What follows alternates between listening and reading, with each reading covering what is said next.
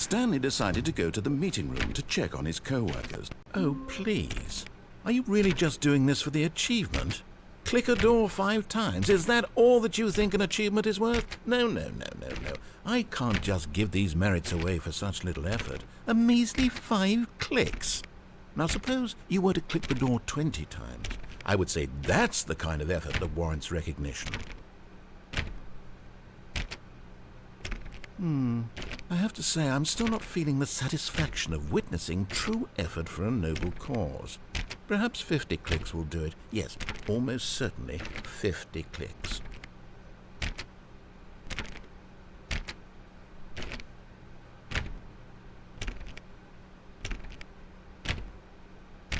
No, I'm still not feeling it.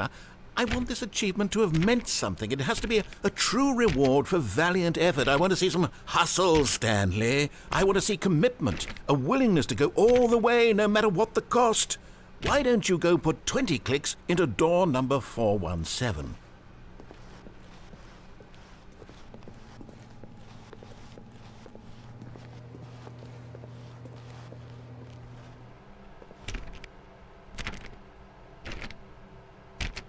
Oh, great. Now, go click a few times on door 437.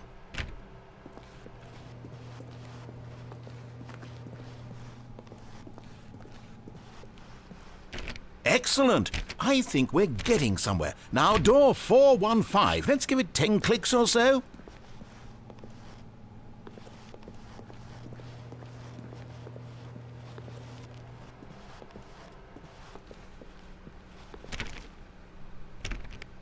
Now, back to door number 437.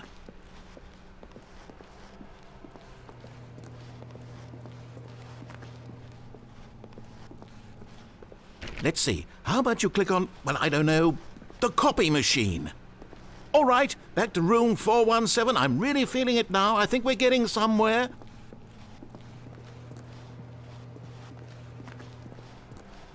Okay, now go climb on employee 419's desk. Yes! This is great! You're putting it all on the line, Stanley. I like that. All right, let's keep it up. Go give me a few clicks on door 416.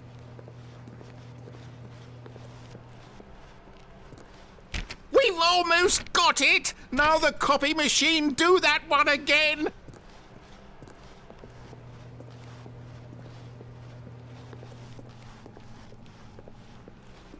Finish it off, Stanley! 5 clicks on door 430!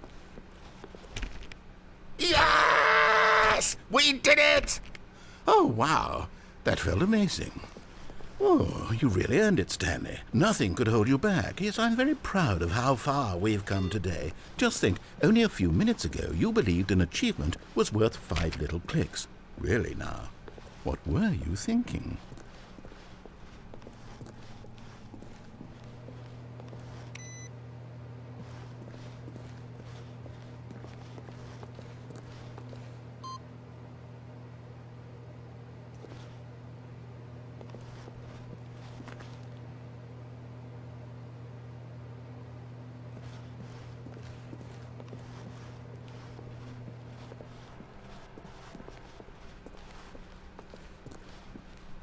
When Stanley came to a set of 2 open doors, he entered the door on his left.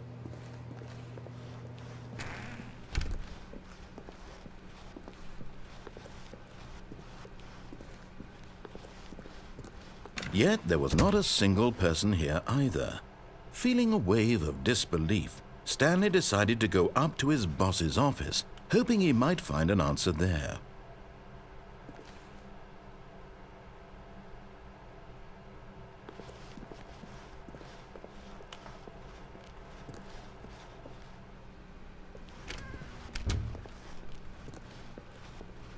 Coming to a staircase, Stanley walked upstairs to his boss's office.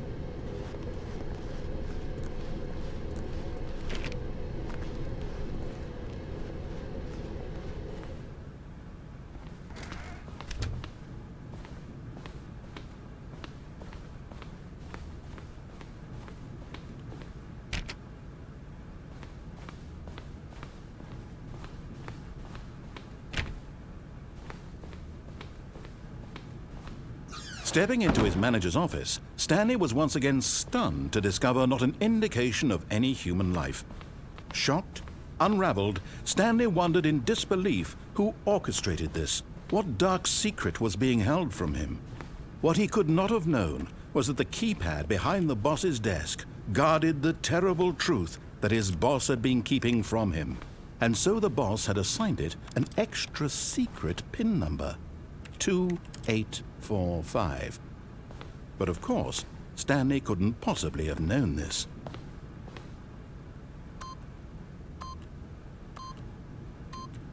Yet incredibly, by simply pushing random buttons on the keypad, Stanley happened to input the correct code by sheer luck. Amazing. He stepped into the newly opened passageway.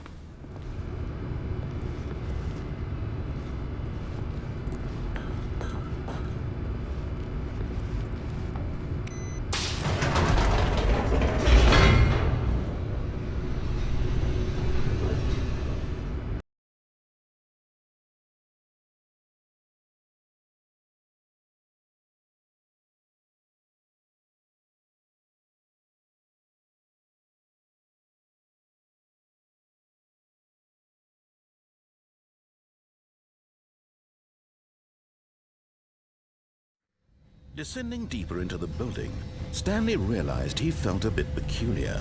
It was a stirring of emotion in his chest, as though he felt more free to think for himself, to question the nature of his job. Why did he feel this now, when for years it had never occurred to him? This question would not go unanswered for long.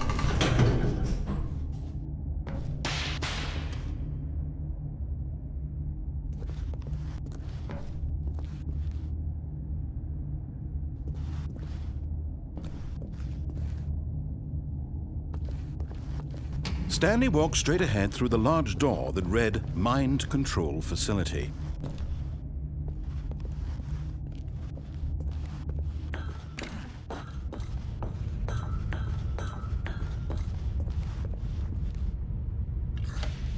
The lights rose on an enormous room packed with television screens. What horrible secret did this place hold? Stanley thought to himself. Did he have the strength to find out?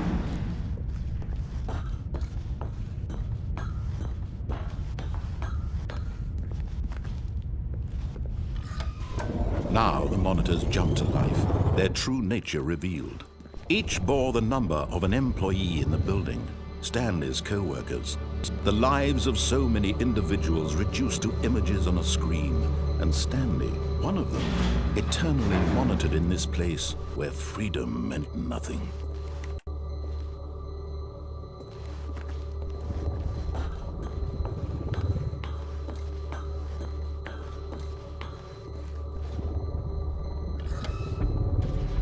This mind control facility, it was too horrible to believe. It couldn't be true. Had Stanley really been under someone's control all this time? Was this the only reason he was happy with his boring job? That his emotions had been manipulated to accept it blindly?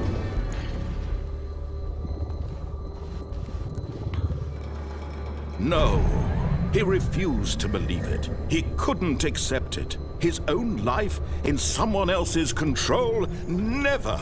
It was unthinkable, wasn't it? Was it even possible?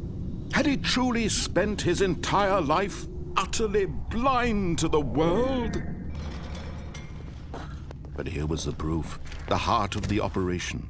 Controls labeled with emotions, happy or sad or content, walking, eating, working, all of it monitored and commanded from this very place. And as the cold reality of his past began to sink in, Stanley decided that this machinery would never again exert its terrible power over another human life. For he would dismantle the controls once and for all.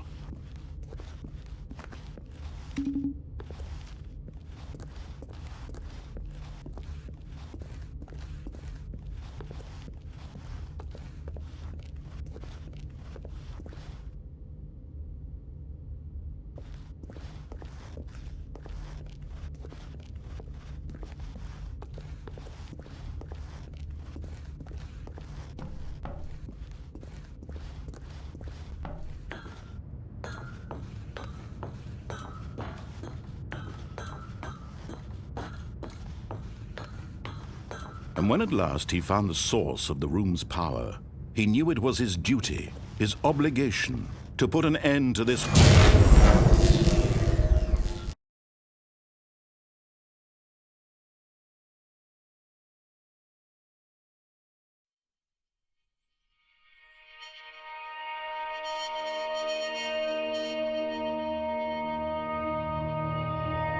Blackness and a rising chill of uncertainty.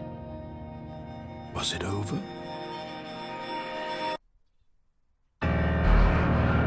Yes. He had won. He had defeated the machine, unshackled himself from someone else's command. Freedom was mere moments away. And yet, even as the immense door slowly opened, Stanley reflected on how many puzzles still lay unsolved. Where had his co-workers gone? How had he been freed from the machine's grasp? What other mysteries did this strange building hold? But as sunlight streamed into the chamber, he realized none of this mattered to him, for it was not knowledge or even power that he had been seeking, but happiness. Perhaps his goal had not been to understand, but to let go. No longer would anyone tell him where to go, what to do, or how to feel. Whatever life he lives, it will be his. And that was all he needed to know. It was perhaps the only thing worth knowing. Stanley stepped through the open door. Stanley felt the cool breeze upon his skin, the feeling of liberation, the immense possibility of the new path before him. This was exactly the way, right now, that things were meant to happen. And Stanley was happy.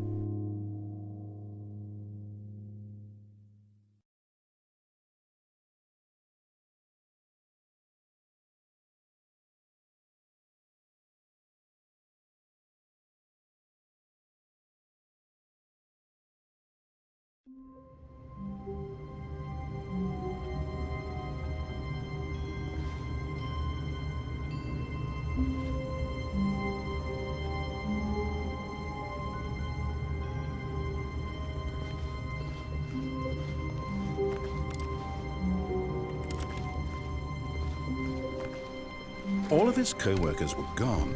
What could it mean? Stanley decided to go to the meeting room. Perhaps he had simply missed a memo.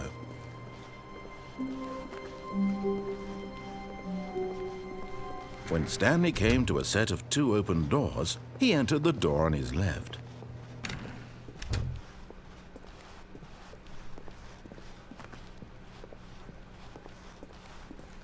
Yet there was not a single person here either.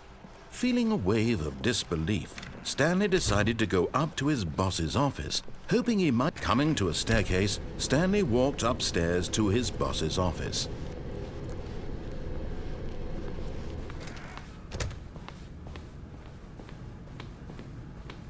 Stepping into his manager's office, Stanley was once again stunned to discover not an indication of any human life. Stanley was in such a rush to get through the story as quickly as possible, he didn't even have a single minute to just let the narrator talk. That kind of anxiety isn't healthy, so he relaxed for a few moments with some calming New Age music.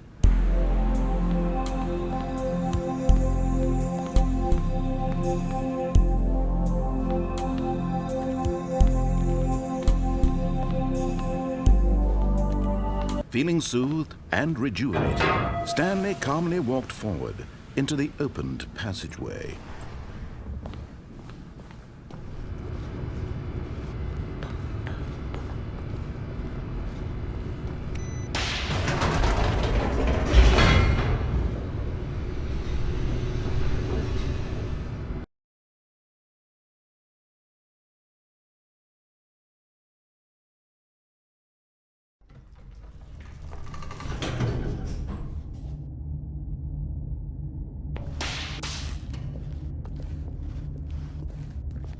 Stanley walked straight ahead through the large door that read Mind Control Facility.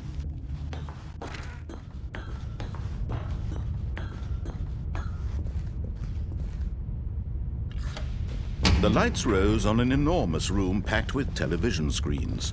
What horrible secret did this place hold? Stanley thought to himself. Did he have the strength to find out?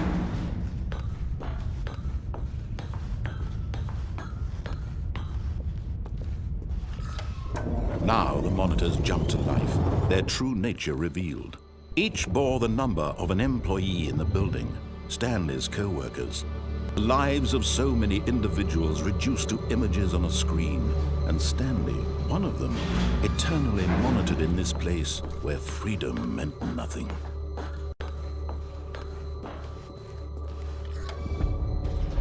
This mind control facility, it was too horrible to believe. It couldn't be true. Had Stanley really been under someone's control all this time? Was this the only reason he was happy with his boring job? That his emotions had been manipulated to accept it blindly? No, he refused to believe it. He couldn't accept it. His own life in someone else's control? Never! It was unthinkable, wasn't it? Was it even possible? Had he truly spent his entire life utterly blind to the world? But here was the proof, the heart of the operation.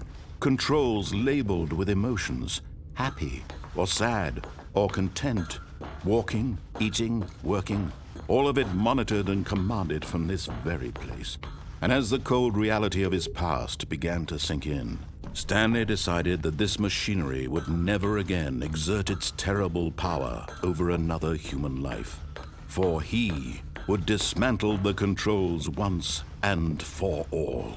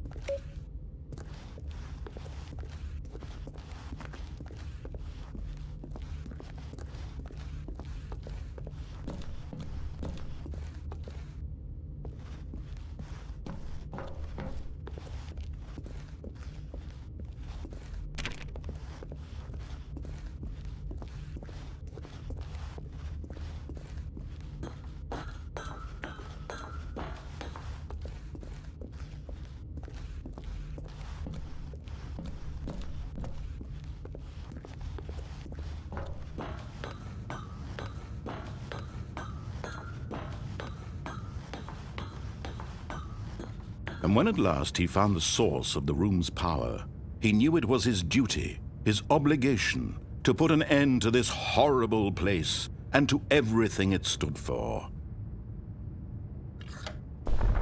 Oh, Stanley, and you didn't just activate the controls, did you? After they kept you enslaved all these years, you go and you try to take control of the machine for yourself. Is that what you wanted? Control? Oh, Stanley, I applaud your effort, I really do. But you need to understand, there's only so much that machine can do. You were supposed to let it go, turn the controls off, and leave. If you want to throw my story off track, you're going to have to do much better than that.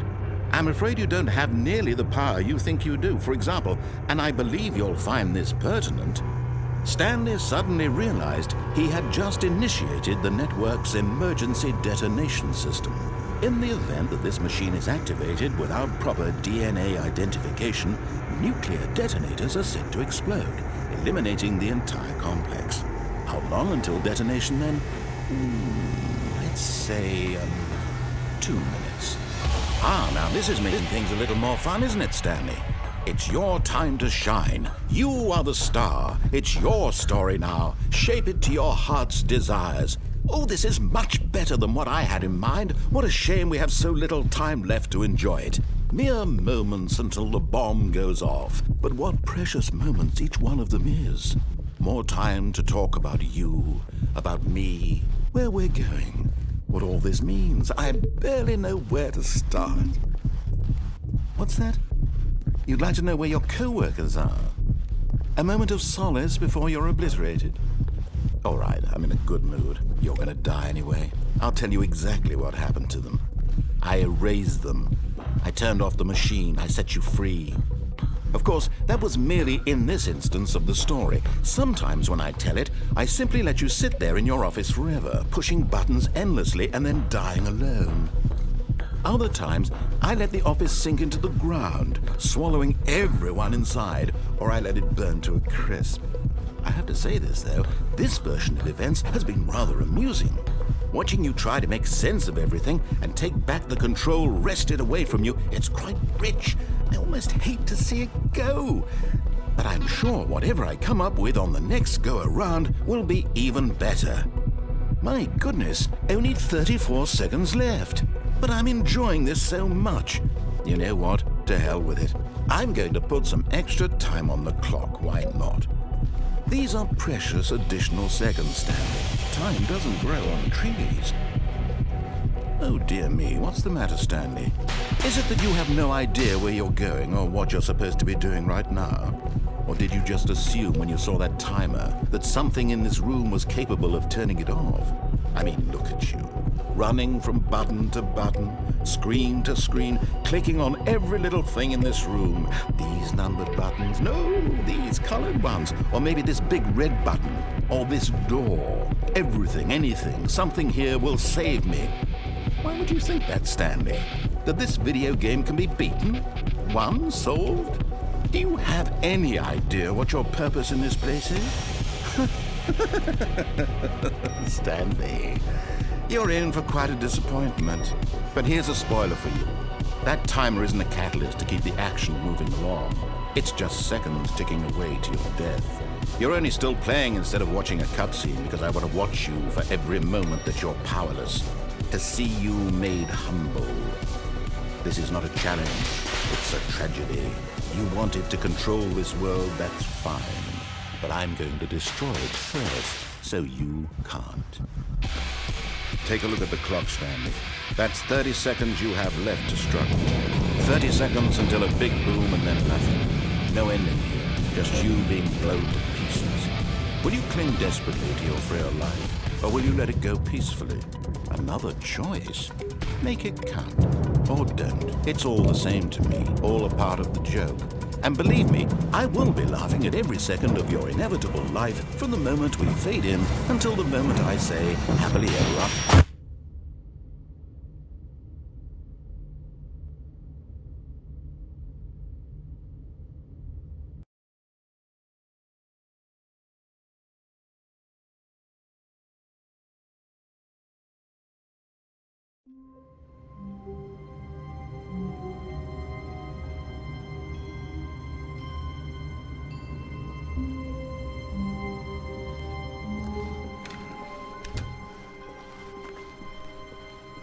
When Stanley came to a set of 2 open doors, he entered the door on his left.